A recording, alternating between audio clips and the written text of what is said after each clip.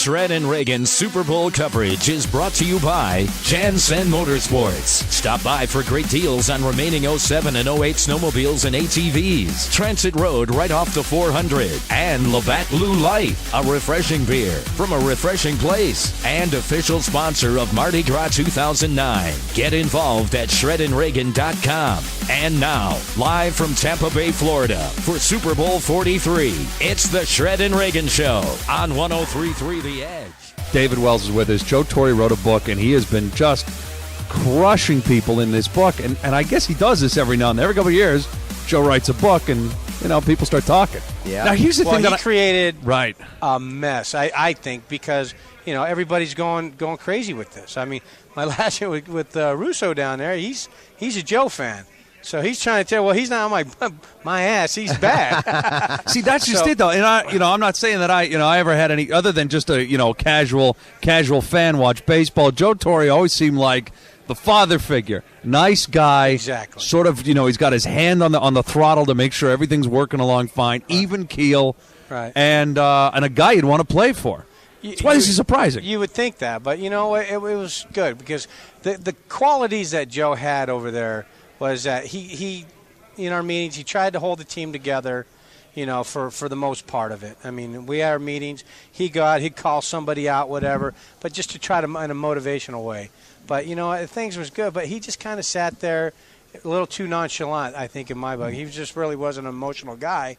But then all of a sudden you start seeing, okay, that circle forming, and then there's those guys in there, and then here's us peasants out here trying to get in there, and we got no chance. And all of a sudden you're getting fined for everything. It's this, it's that, and, just getting treated like crap. That's just something that doesn't sit well with me. If you're going to treat one guy the same, treat them all the same. Now, that allegation has come up before. David Wells is with us, Shredd and Ragan Show, and we're talking about the Joe Torre book that's coming out. This has come out before where you double take down the beer. I'm sitting here. The Molson, huh? What's going on is beer's coming over to the broadcast. It's the end of the whole thing, and so we're like, yeah, bring on the beers.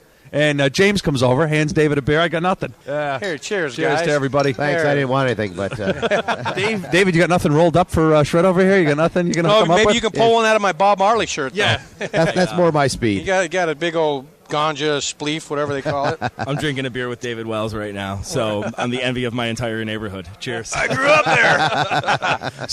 Buffalo. South Buffalo's cheering at the moment. All right, back to Joe Torre. The allegation has come out that he treats people differently. Some guys got treated great, other guys got the business stuck to them. He really stuck the shoe in A-Rod's.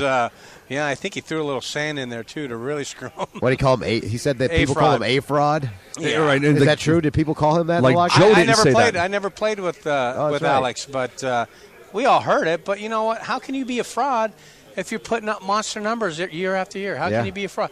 Maybe by the way you speak, or like that one quote he made is, "I'm leaving the gym when most people are getting up in the morning." That's BS, dude. Yeah. You know better than that. But it just we all say stupid things. I've been accused a million times of saying something stupid. But you know what? As long as you can back it up and whatever. But I don't think Joe can back up what he says. If he's going to say, I tried to make his life miserable, okay? Right. Okay, now what's your intent? He meant it. Okay. Well, go on with it. If you're going to write a book, man, write and tell people why, because it's interesting. It's very interesting. So do it. Don't just say it, because now you're going to get a reaction out of me. You're going to get one out of probably A-Rod, of Pravano. I think he blew up Pravano in that. Yeah. And so it's just like, and Cashman. Yeah. So it's like, okay, be more specific instead of just saying, okay, fine. Because now we're going to lash out at you, and I hope the media buries his ass in this, because it would be very deserving, because when I wrote my book, I got beat up bad. Right, yeah, right. Verbally, I mean, it was terrible. And then he was getting pissed at me. So you know what? Back at you, buddy. But did he ever call you? Did Joe Torre ever call you and say, what or was it just you read stuff in the media about him? When he was reacting to your book? Torre. No, he never came to me. He would never come to me.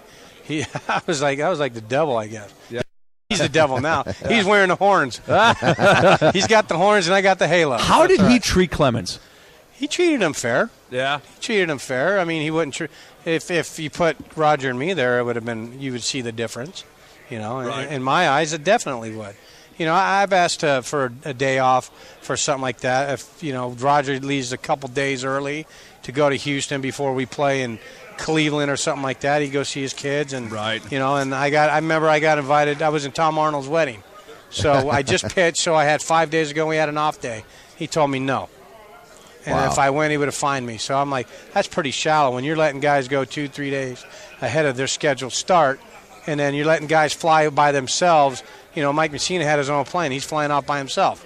We had to take the charter. Or if I tried to ask, hey, can I go? No. And you wanted to be at a friend's wedding. What's that? Yeah.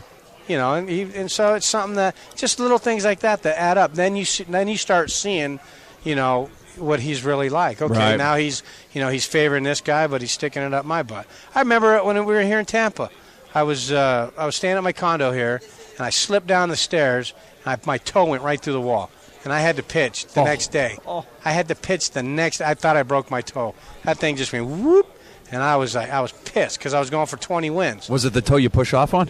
Yeah. Oh, jeez. No, actually, no. It was my landing foot. Well, still. It was my landing I'm foot. sure it wasn't. And so pretty. I go to the stadium, and I'm like, oh, man. So they cut out a sole. It was like a little metal sole I put as an insert so my toe wouldn't bend. It would just slide. So I went out there, and I threw about 25 pitches in the bullpen with Mel Stottlemyre. And I'm like, so I was doing some agilities. They were working on my toe and icing on it. Started feeling kind of good. So I went out there and did it. I'm like, you know what? I could do this. I'm going to pitch. My toe feels great. I did it because I just thought the worst case scenario because my toe blew up. Right. Joe's like, nope, you're not pitching. I said, yeah, I'm going for 20. I don't care. You're not pitching. Oh. So he screwed me up for 20 wins. That sucks. I was pissed. You can imagine. This is the Shredd and Ragan Show, live from Tampa Bay at Super Bowl 43. Brought to you by Jansen Motorsports and Labatt Blue Light. The Shredd and Ragan Show on 103.3 The Edge.